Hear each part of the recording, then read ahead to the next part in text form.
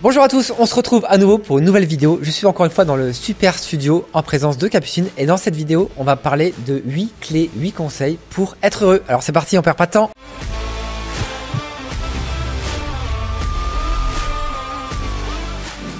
Dans cette vidéo, on va voir 8 clés, 8 conseils pour être heureux et je suis à nouveau en présence de Capucine. Je vais te laisser te présenter. Bonjour à tous, donc Capucine, moi je suis coach professionnel pour les acteurs de la santé. Et on avait déjà fait une vidéo ensemble sur 7 tips pour gérer au mieux son temps. D'ailleurs, je vous remets le lien juste ici. Si vous l'avez pas déjà vu, foncez la voir. Est-ce que tu pourrais donner déjà le premier conseil, la première clé? Et oui, alors le premier conseil, c'est d'être présent. Voilà. Ouais. Ça peut paraître anodin, mais finalement, on a toujours tendance, notre cerveau, il a tendance à soit ressasser le passé, tu vois, à dire j'aurais pu faire ça, à culpabiliser ou autre. De vivre l'instant présent. De vivre l'instant présent, okay. Bien sûr. Et de pas partir non plus, donc ni dans le passé, ni dans le futur, puisque le passé n'existe plus, le futur n'existe pas encore. Et c'est toutes nos actions que nous allons faire finalement à l'instant T qui vont avoir de l'impact pour après. Et c'est de profiter de l'instant présent, du moment où là, voilà, vous êtes tranquillement en train de regarder une petite vidéo de DocFX ou passer un bon moment. Et ben voilà, ça fait partie du bonheur et de ce moment présent. Ok, exactement. Ça je suis tout à fait d'accord avec toi et c'est quelque chose que je cultive également régulièrement.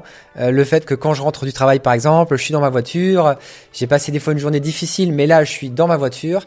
Je mets un peu de musique, j'ouvre un peu la fenêtre et puis je me détends un petit peu en écoutant un peu cette musique et je profite du coucher de soleil. Ça, c'est le moment présent, exactement. Donc ça, c'est quelque chose qui fonctionne très bien, ça je peux te l'accorder. Est-ce que tu as un deuxième conseil? Deuxième tips? Le deuxième tips, c'est de rire, tout simplement. Voilà, c'est d'aller voir un collègue qui est hyper sympa ou de rire avec ses enfants, d'écouter un podcast, la vidéo de DocFX. Parce qu'en fait, quand on rit, ça sécrète des endorphines, donc les hormones du bonheur, tout simplement.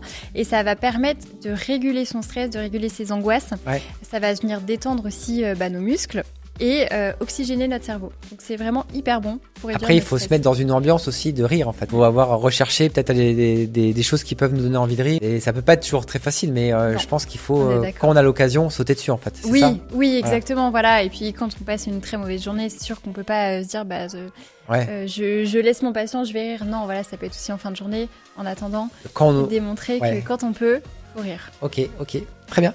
Autre conseil? Ouais, le troisième conseil, c'est de pratiquer la gratitude.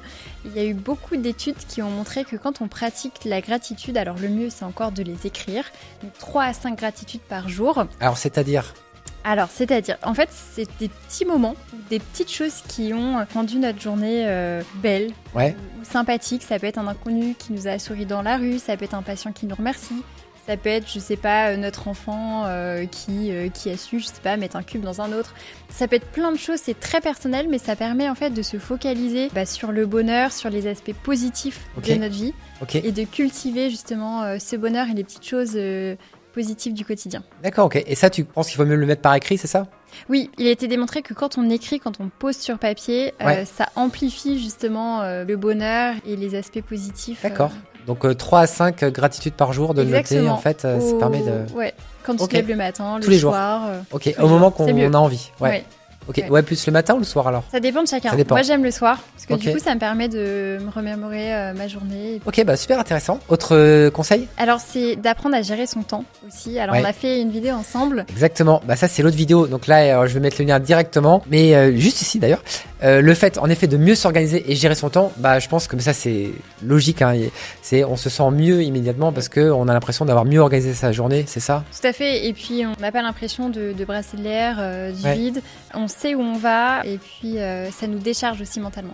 Ouais, alors ça c'est ce que j'avais déjà dit, moi je supporte pas la charge mentale et le fait d'avoir une organisation et de se libérer de ça, c'est vrai qu'on se sent mieux également et je pense que ça permet aussi de pas avoir de charge mentale, de se libérer et d'avoir plus, de se focaliser sur l'instant présent encore plus en fait. Oui, tout à fait. De pas avoir une charge mentale de dire attends demain faut que je fasse ça, ce soir faut que je fasse ça absolument. Profite de l'instant présent, on profite du moment. Ok, très bien. Autre tips? 5e tips, je crois, c'est ça?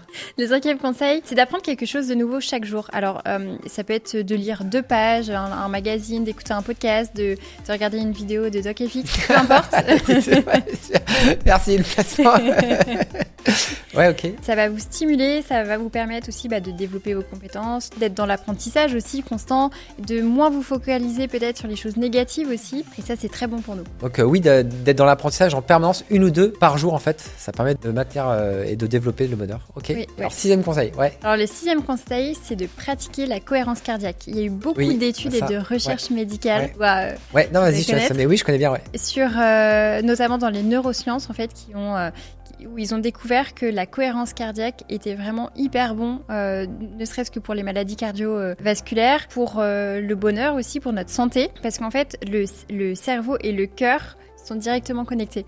Et donc, ça permet vraiment de faire une régulation émotionnelle quand on pratique cette cohérence cardiaque, alors à minimum quand même 5 minutes par jour en continu, et c'est très bénéfique pour vous. Ça m'est déjà arrivé de le faire de temps en temps en salle de régulation au SAMU, lorsqu'on avait des journées assez intenses et qu'il y a plein d'appels qui s'enchaînent les uns les autres. Au bout d'un moment, il y a quand même un petit peu moins d'appels.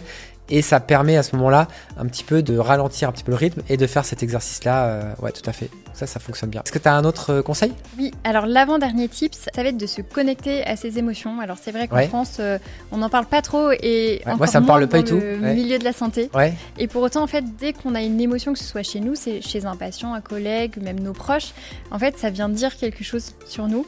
Et l'idée, c'est vraiment de se connecter à soi, à l'émotion, qu'est-ce qu'on ressent, et puis trouver le message qu'il y a derrière, peut-être le besoin qui n'est pas comblé. Quand on peut être frustré, irrité, agacé, c'est de se dire ok, en fait, pourquoi je suis comme ça ? Peut-être parce qu'on a besoin de plus de précision.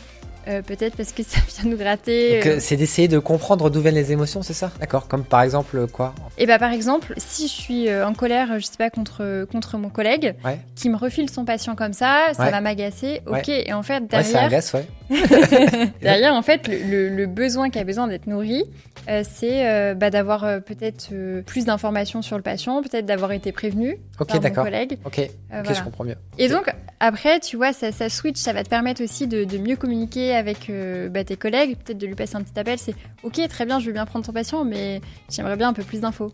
Ok. Et donc de faire redescendre aussi. Ok. Bon, c'est vraiment super intéressant. Et est-ce que tu as un dernier conseil ? Oui, alors mon dernier conseil, c'est de cultiver le positivisme. Alors c'est vrai que c'est pas toujours évident dans le milieu de la santé, on est bien d'accord. Même pas que dans le milieu de la santé, dans le milieu en général. Mais dans le milieu en général, tout à fait. Alors l'idée, c'est pas d'être dans le monde des bisounours, mais au moins de se focaliser sur ce qu'on a dans la vie, voilà. Et puis de se dire, ça faut bien en être conscient que tout ce que nous pensons, nous le créons. Donc si on voit que le négatif dans notre vie, on va être focalisé sur les problèmes, sur le négatif. Alors que si on essaye d'être positif, on va plutôt être orienté vers les solutions et vers les ressources. Vers les ressources, exactement. C'est ça. Ok. C'est vraiment super intéressant. Alors écoute, c'est vrai que Capucine, moi c'est quelque chose que je développe énormément. Le côté positif, le côté voir les choses du bon côté. Bon, j'ai eu quelques drames aussi. Au niveau des urgences, on vit des drames régulièrement. On voit des vies qui s'arrêtent, des fois chez des gens assez jeunes, de façon très brutale. Ça nous permet aussi de relativiser sur beaucoup de choses, et notamment de voir la vie du bon côté, en disant je suis en bonne santé, je vais bien, ma famille va bien, et ça permet en effet de relativiser sur beaucoup de choses. Et d'ailleurs, c'est des choses que je dis beaucoup aussi à ma fille, je lui dis très régulièrement c'est pas grave. Ça permet de montrer ce côté positif également. Et c'est un peu rigolo parce que du coup, ma fille, même lorsque ma fille maintenant fait des bêtises, systématiquement, elle me dit papa, c'est pas grave. Donc je dis, voilà, bon, si, ça reste des bêtises. Mais bon, c'est ce côté en effet positif qui permet je suis tout à fait d'accord. De relativiser et d'apprécier ce qu'on a finalement. Exactement. Et ça, c'est vraiment important. Exactement. Écoutez, voilà, ça fait beaucoup de conseils qui sont vraiment à appliquer sans modération, il me semble. Tout à fait. Voilà. Dont certains, encore une fois, que je pratiquais déjà aussi un petit peu sans le savoir, que j'apprécie énormément. Pour moi, vivre l'instant présent, c'est un des plus forts. Après, voilà, chacun adapte à ce qu'il apprécie mieux, il a le plus besoin. Je vais mettre en commentaire en dessous tous les réseaux de Capucine, notamment ton podcast. C'est ça, Aux arrêts, voilà, on va mettre le lien juste en dessous, le lien de tes réseaux également. N'hésitez pas à poser vos questions en commentaire si vous avez des questions. Comme d'habitude, n'hésitez pas à mettre le petit pouce sous la vidéo pour me soutenir. Merci Capucine, c'était vraiment super sympa. Merci à toi. Et moi je vous dis à la prochaine. Prenez soin de vous. Salut!